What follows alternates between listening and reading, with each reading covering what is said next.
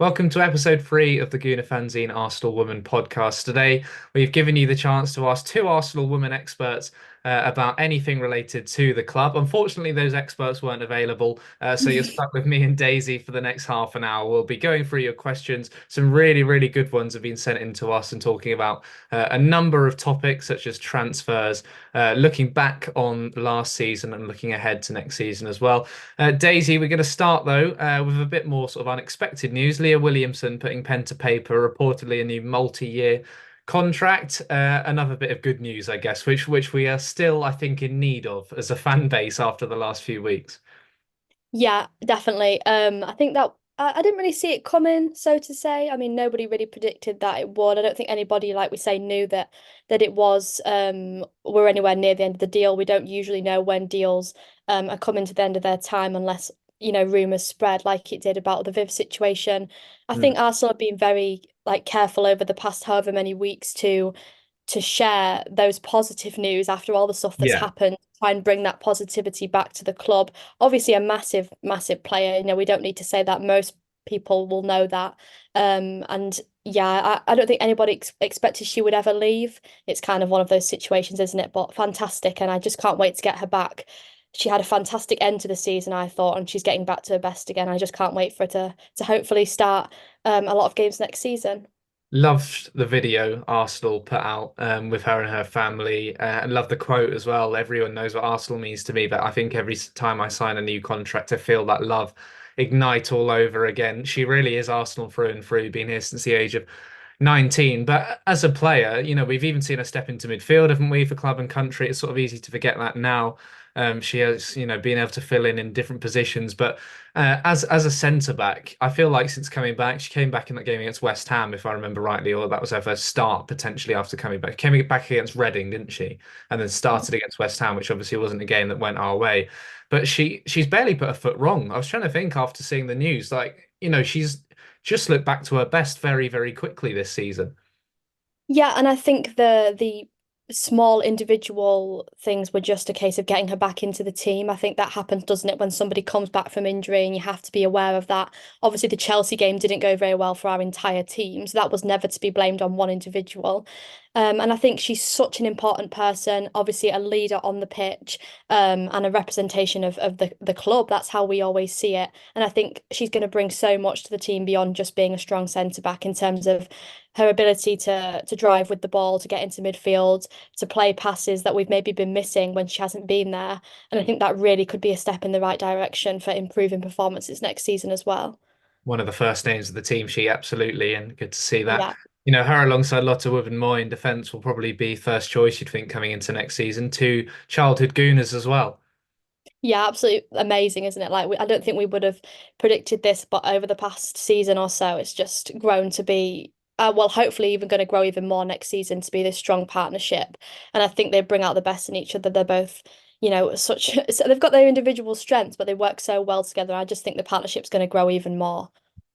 Well, let's come on to your questions then. We're going to do our best to get through as many of them as possible. Firstly, TH Ramadani, I hope I've said that right, at Ramadani3918 on Twitter. Well, we've sort of tried to group these together so we can, address similar questions at the same time. They have said, what do you think about Mariona Caldentey and what will she bring into the team? Where does she fit into this team? Firstly, we'll just say, obviously, Caldente, 28 years of age, contract is up with Barcelona. She's won everything there is to win with Barca, as many players do, of course, but she has been a key part of that side.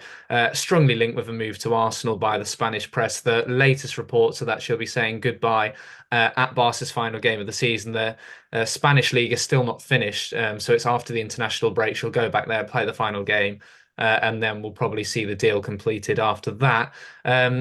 It's sort of the case, isn't it, Daisy? Whenever you're linked with a player from Barcelona who's won as much as she has, you're going to be excited, aren't you? How are you feeling about that potential move? Yeah, super excited, but also I think my excitement has grown the more that I've looked into watching her clips, her stats, things like that. Obviously, I hadn't looked into her until I knew that we were going to be potentially signing her, and then I thought, okay, what's she going to bring to this Arsenal team? And I don't think that that anyone will be disappointed. The experience, the age, the Champions League experience especially is going to make such a big difference to that Arsenal team next season as we're trying to build and get those big performances. I think quite an underrated player at Barca. I don't know if that's how the Barcelona fans would feel, but maybe from an outside perspective, I don't think she gets the credit that she maybe deserves. But you could tell from the response when the Barcelona fans found out that she was leaving just how appreciated she is in the club. A lot of very, very disappointed fans that she is leaving, but obviously, it's a choice that she's made and hopefully it all works out. But yeah, I think we were not sure what Arsenal were looking for in the transfer window specifically. But I think looking into like her performances, her role, like what she can bring, she's a very versatile player. Like she can play a lot of positions. For Barca, she sort of floats along that front line extremely well. She has played, left wing, striker, left mid, right mid. She's even played at centre mid for Barca across the league. 9 goals and 9 assists in the 13 games that she started off 27 in the league this season.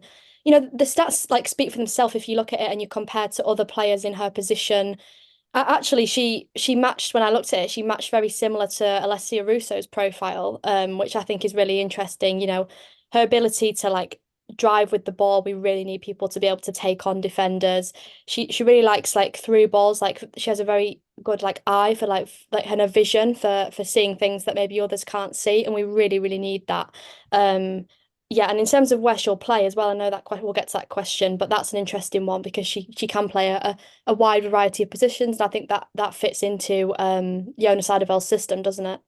Yeah, I'll let you take the next question after this, but just to tie in, Andrew Gambrill said if Mariona Caldentey comes, do you think she starts ahead of Frida? And I think even at the moment, it's not like Frida's probably the first choice number 10. There's so many options really in that position. Obviously, Russo's dropped in and played there a little bit, and Stina has played more. But it's interesting to me, isn't it? Because you watch her this season, and so many of her goals and good performances have come playing in that number 9 role.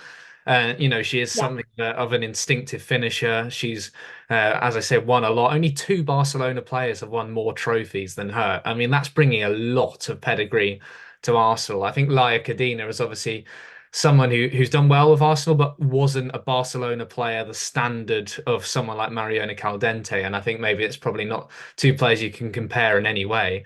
Cadena sort of going out on loan, but Caldentey, as you say, Barcelona fans cheering for her to stay at the Champions League final. That says it all, about how good she is. But a lot of this season, sort of playing as a number 9 or a left winger, she's an excellent crosser of the ball, isn't she? She's very, very accurate, and you could see her linking up with someone like Russo from the left wing. So why is it, do you think, that a lot of people seem pretty certain that she's maybe going to start off as a number 10 with Arsenal? Is it because of the Russo and Blackstenius, options up front? I think so, and I think when most people who looked at the way that she, her strengths and how we can use them in the team, like I've said, she gets a significant amount of assists, and she doesn't get credit for the assists that obviously the striker doesn't finish. So if you actually look at how many attempted assists she had, you'd be like, wow, we can see why she wants to play that number 10 role. She can drive with the ball, she can get forward, she can play through balls. But I think I would love to see how it would work on that left wing. Obviously, this is a position that I don't think is certain right now.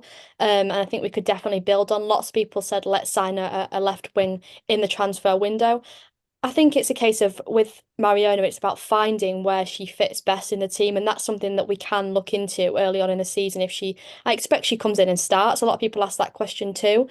I expect a player of that pedigree, that ability should go into that Arsenal team right now, and I hope that she hits the ground running, and I do think that's the kind of player that she is. But I would say, like you said, the crosses are so key to what we need. We've got the players like that can get in the box now. We saw Russo start to get in the box more as a number 9. We've got Blackstenia staying. We've got the players who can get in the box. Let's get someone who can put in a cross, who can drive at those players and on the wing and sort of make that happen.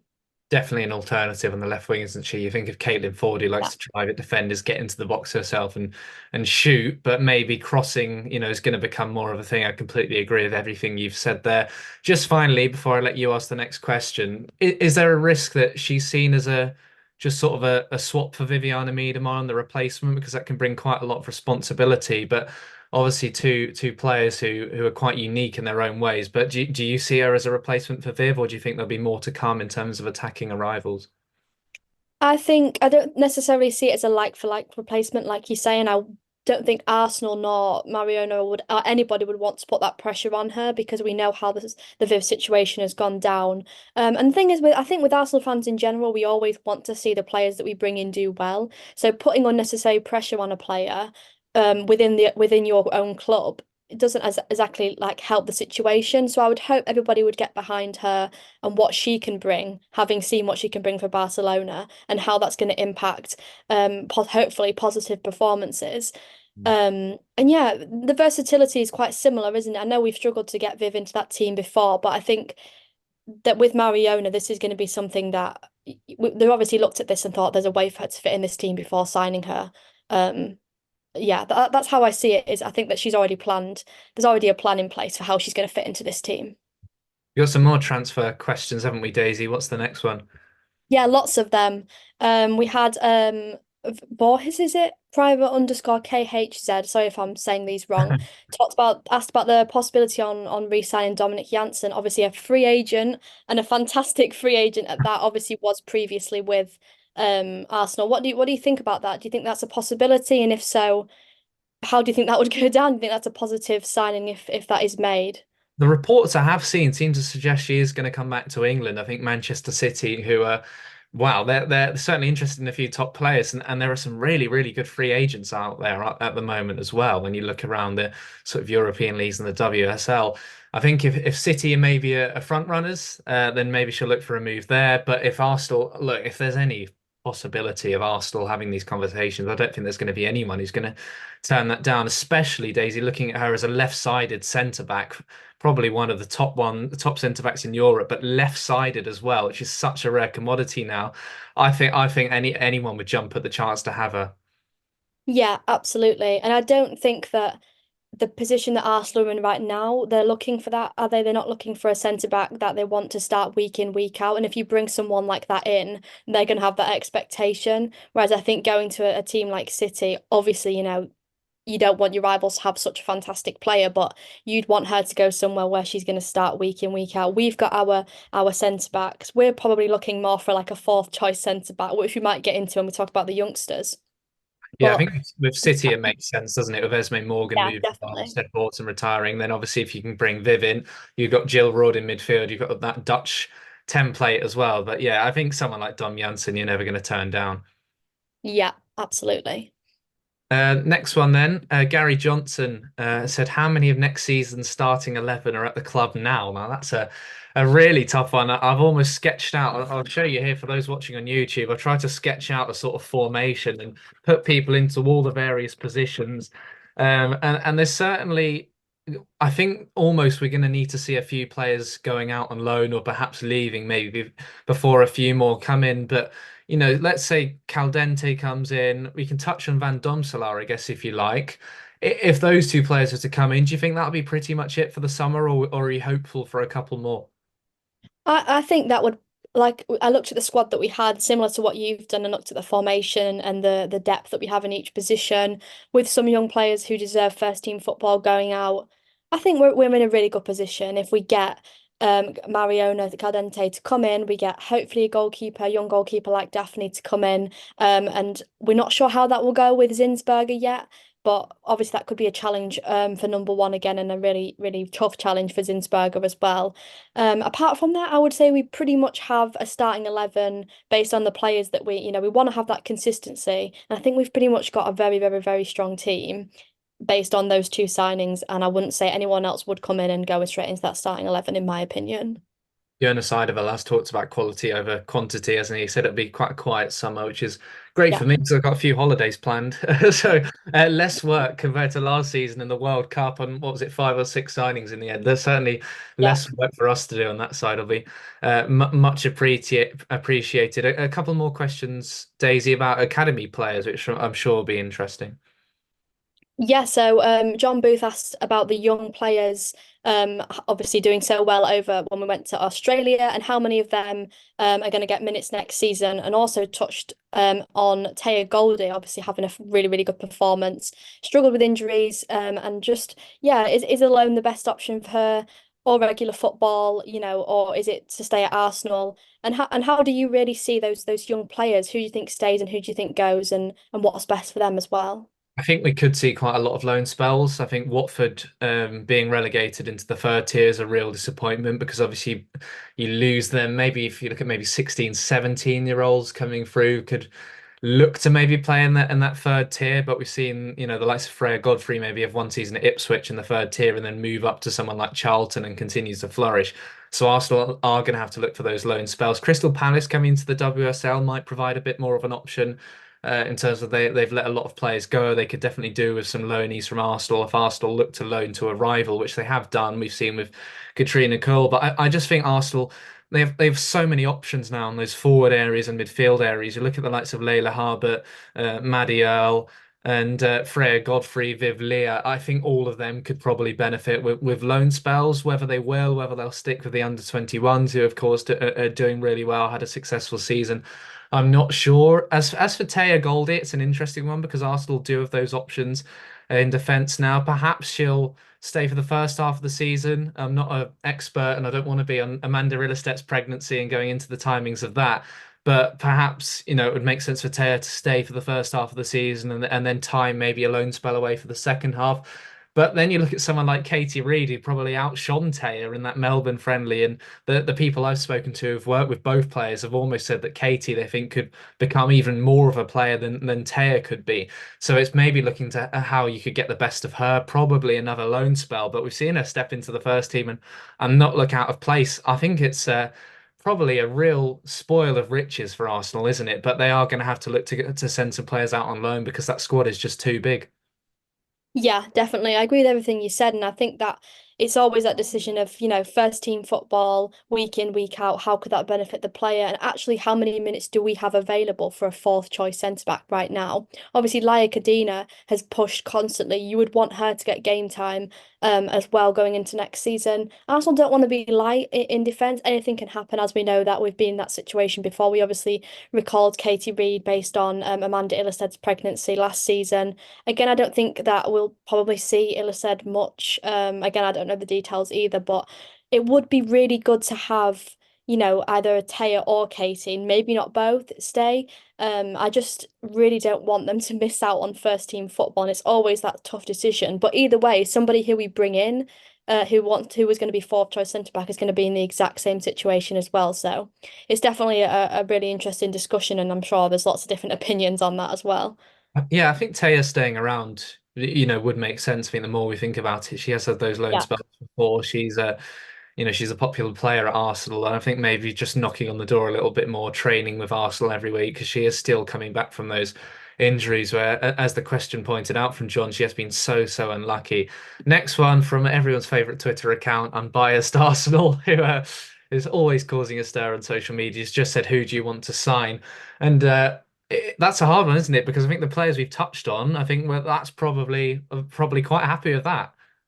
I'm really, really happy with those two signings if they both go through. Obviously, like you said, we signed so many amazing players and we had a really, really good transfer window last season. Obviously it's taken a little bit to get the squad to, work together and have those relationships. But we're quite happy with the squad depth that we've got, the starting 11 that we've got. And I think if we bring those two players in, I'll be more than happy with that. I agree. I think Caldente's versatility, maybe you look for another younger winger who's got that raw pace because Caldente is 28 years of age now. But I think just to look at her, obviously can play in that number 10 role, can play up front, can play on the left wing. If she misses out on a game, you can have so much cover and she can easily be rotated in out of the side. She's got that Champions League experience, which hopefully will be back in and competing for. And then someone like Van Domselaar is going to make sense. She's spoken about the move already in the speculation and said it's something that she's definitely going to be interested in. And yeah, I think it is going to be a quiet summer. I think fans probably won't be getting their hopes up too much, but if you do indeed get quality over quantity, I think we'll be happy. Yeah, absolutely. And then obviously talking about the season that's just been, the next question by Matt Roberts asked, what has our top five moments from the season been? And I don't know about you, but I found this quite difficult Oh, to narrow really? down. Yeah, I was quite selfish at first and thought about the games that I was actually at and the ones I Me enjoyed the too. ones I was at and obviously Liverpool away and seeing Viv's goal go in. But then I thought, what about Viv's goal on the final day? And that's probably just pipped it for me.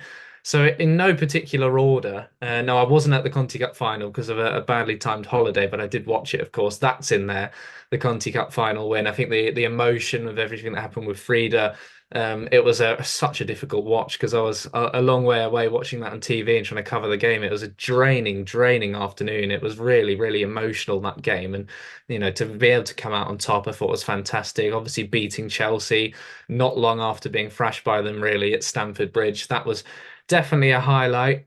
Selling out United at the Emirates, the first WSL sellout, and that was great. Following that up 2 weeks later with Tottenham as well, but it's definitely that United win because we definitely outclassed them in that game. Lacass's celebration, throwing the hands back behind her ears, sticking out her tongue, that was brilliant. The ABBA chant really got going. Talking of the Emirates, the Chelsea win, I think that is my number one highlight because it was just fantastic. I don't have to go into why. But also the late comeback via Aston Villa. Early on in the season, it looked like we were staring down another defeat in the WSL. But Alessia Russo, scoring her first WSL goal for Arsenal, the late goal, Katie McCabe sparking that comeback. And then, as I mentioned, Viv's goal against Brighton on the final day. So Chelsea at the Emirates, United sell out, the late comeback against Villa, Miedemar's goal in the Conti Cup final. I think that's five, but there are way too many. Yeah, and obviously I thought there would be some similarities in the ones that we put in there. I went with Stina's goal in the Conti Cup as number one. I know it's hard to put them in order, but I think it's just the, like you say, the situation. And obviously if we're looking at beating Chelsea at the Emirates, which I did put in there obviously, but it meant not as much, if that makes sense, to the overall like results within the season. Whereas obviously the Conti Cup we got the trophy. Obviously had to put Viv's goal against Brighton on the last day. And similar to what you said, I went to Liverpool away, and that was one of my favourites. So I have put Viv's goal against Liverpool on there.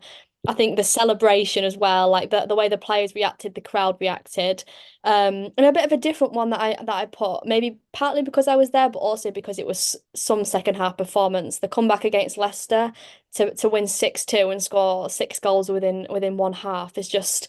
So I don't know what happened in that halftime talk, but that was one of my favourites because we just blew them out of the park in the second half, and yeah, the crowd was amazing at that one too. I'm still tired from that game because I've done a six-goal thriller at Chesterfield the day before on the top of the league table, and then I'd come there and have an eight-goal thriller. So it was a busy old weekend. And moving on then, player of the season and favourite goal of the season. This is from Jess at Mars Earps on Twitter. Player of the season first, and then we'll do goal.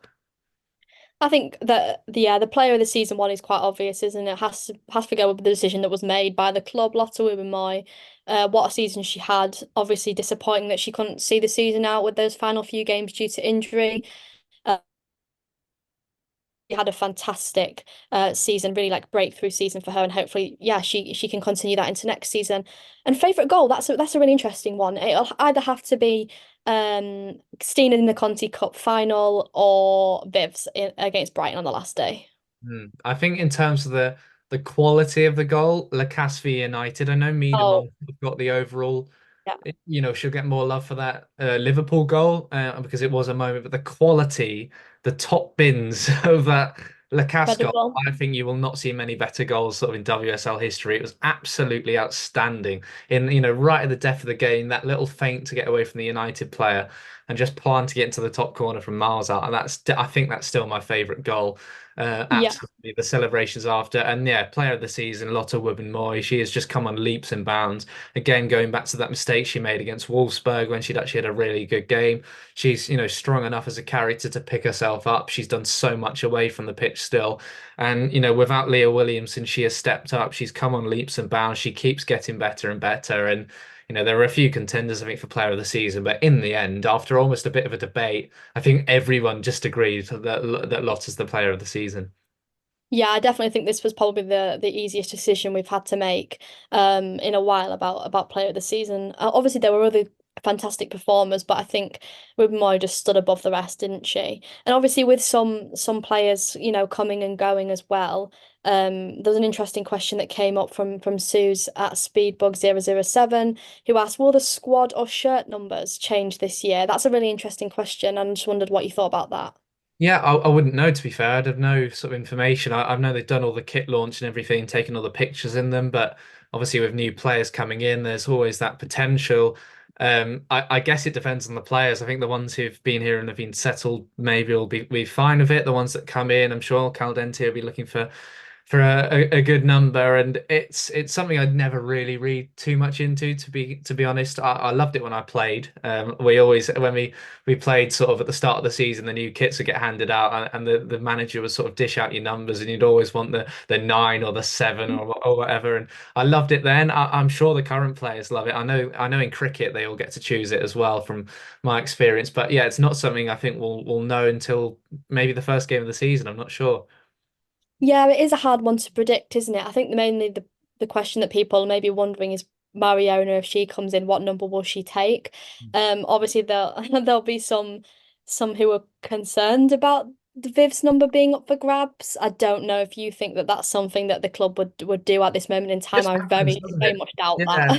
that. I remember, I think someone on TalkSport losing their mind about, Eddie and Nketiah wearing number 14 because Thierry Henry wore it. Yeah, If you're going to retire a shirt number, unfortunately, football moves on, doesn't it? And it does. yeah, it's just part and parcel. Unfortunately, somebody is going to have to take that number, and whether they'll feel the pressure, I don't think someone like Mariona Caldentey would. And I think a number 10 for her would make sense, wouldn't it?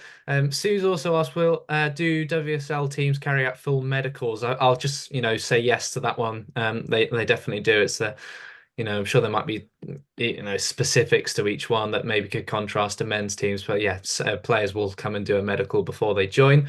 Moving on, Maxine Jarvis, one from Facebook, this one from the fans forum. Why don't the girls shoot more instead of constantly trying to walk the ball into the net? I think there's probably more tactical, nuanced ways of putting that question forward, but it's definitely something we've noticed this season. Yeah, and I think that that's just the way that it's phrased is very much the frustration that most of the fans have been feeling this season. I think that just sums it up, doesn't it? Trying to talk about it a little bit more tactically, I think frustrations come from maybe just thinking that we spend too much time passing in and around the box, always waiting for that perfect moment and actually not taking a shot. What I would say is there was some demonstration in the final game of the season, definitely, and possibly a couple before that as well, that we started to get that presence in the box more for people like Russo who are willing to take the shot on. And I think potentially when you overcomplicate tactics and you really just want to be a very passing, a possession heavy team, it can seem like you're just passing it around with no real purpose. And I think, like we've said, there's a lot of things we've said today that fit into that. Potentially, we'll start to look to cross into the box more with Mariona coming in. We'll hopefully look to get more players in the box, like Russo, Blacksenius, who can, and even Mead coming in as well, which we saw a lot towards the end of the season, who can take those shots on a little bit more, and hopefully there'll be less frustration from the fans and obviously from the team as well. I think having improved fullbacks has been a big part of that as well. Having, Yeah. rather than leaving the likes of Ford and Mead isolated, just saying take on defenders, you've actually got someone like Emily Fox who can then get forward and help out as well. And yeah, like you said, the Brighton game of the final day of the season, that's definitely something Arsenal will look to build on. They do have the players to play this front foot, attacking football, and that'll be the focus rather than really changing anything defensively. It's about scoring more goals. You look at Chelsea that win over Bristol City when they just said, you know what, we're up against a low block, but we need to go and get out a load of goals, and they can just go and do it. And that's probably the quality that Arsenal just don't quite have. So it'll be interesting to see how that changes next season.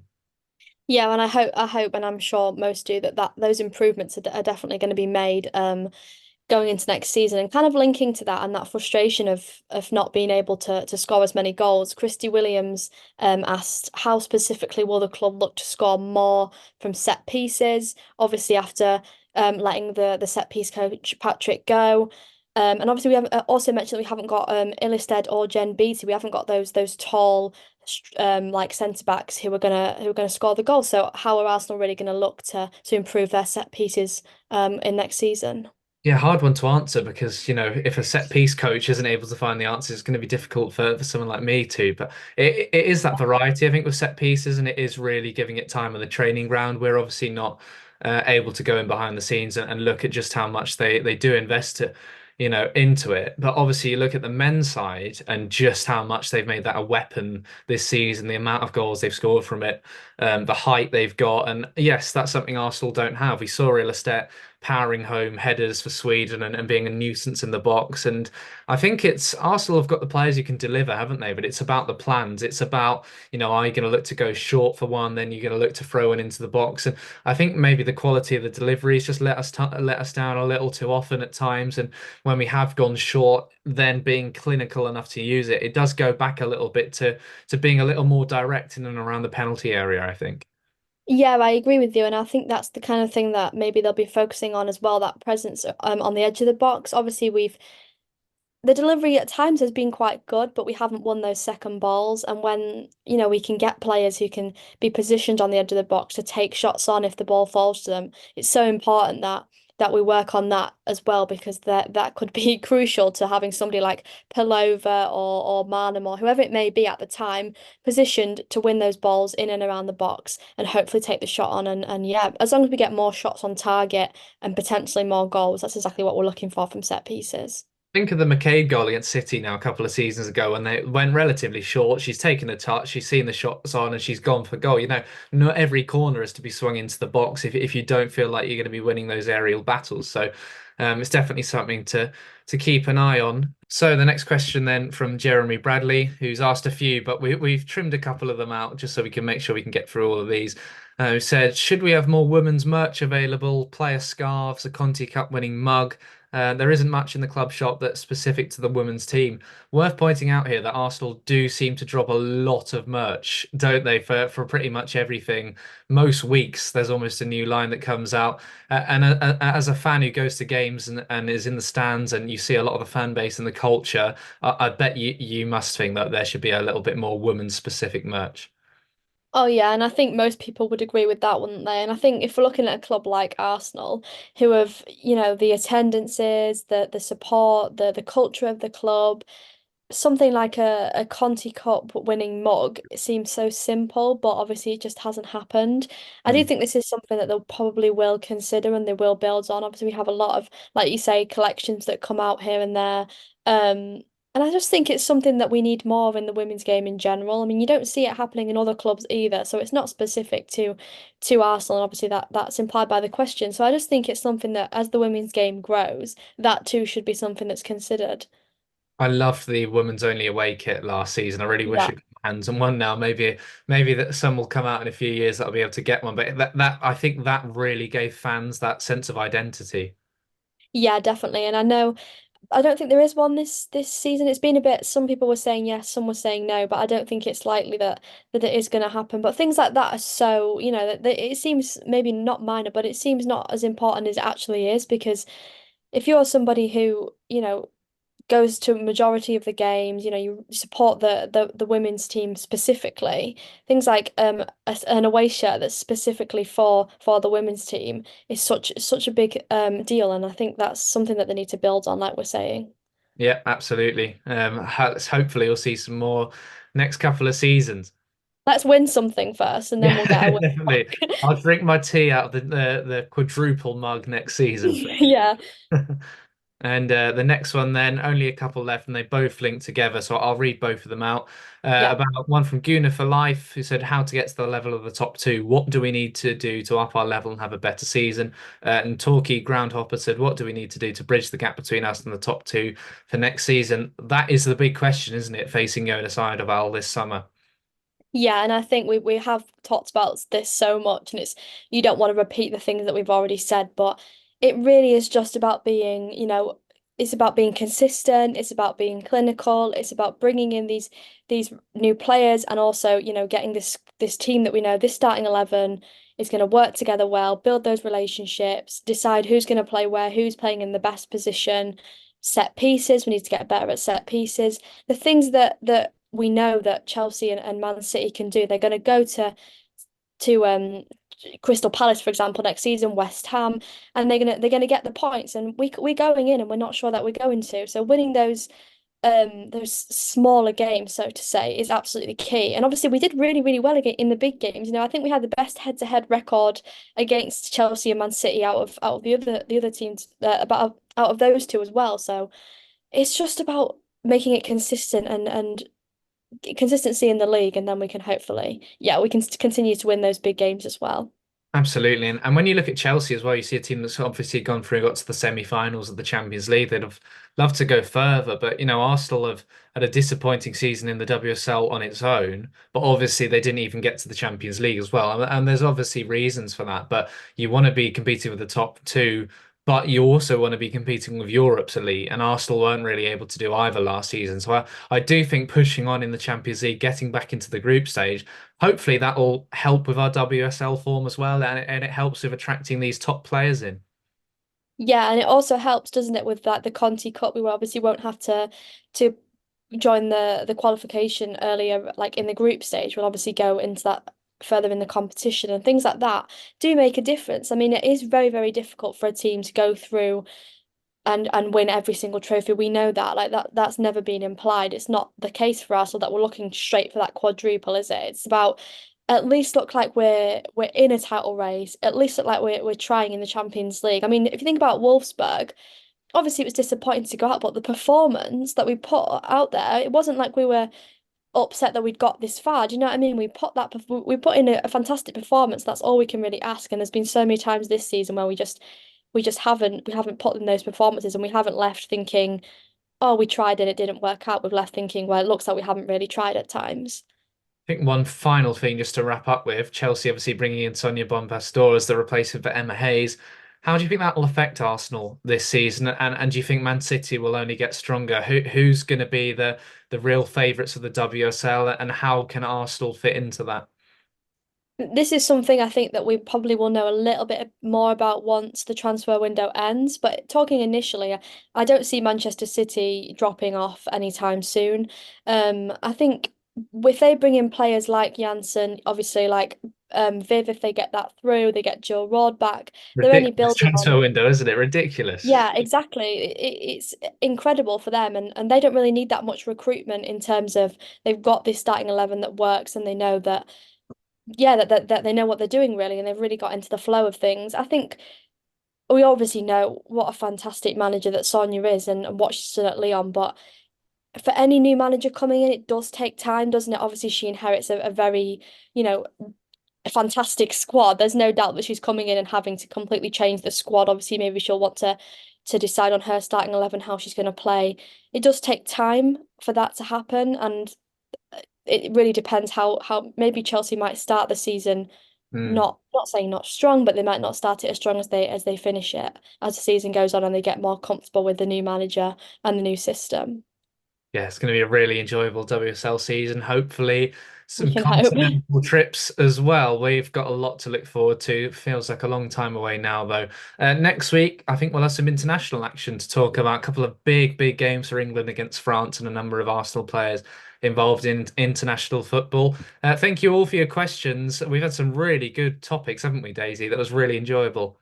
Yeah, absolutely. Thanks for sending those in because it really helps that we get to answer the questions that people want to hear because obviously we don't know what people want to talk about. So yeah, it's Hmm. really good questions and can't wait to hopefully see some Arsenal girls tomorrow at St James's. I am going and Oh, I you're really going. am yeah, I'm really hoping that we can see Leah Williamson back in that England side and at least getting some minutes in that game. And obviously a crucial game. I think people forget the magnitude of the game as well for England in that qualifying group.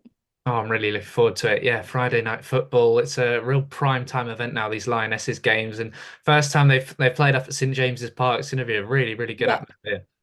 Yeah, definitely. Can't wait for that one.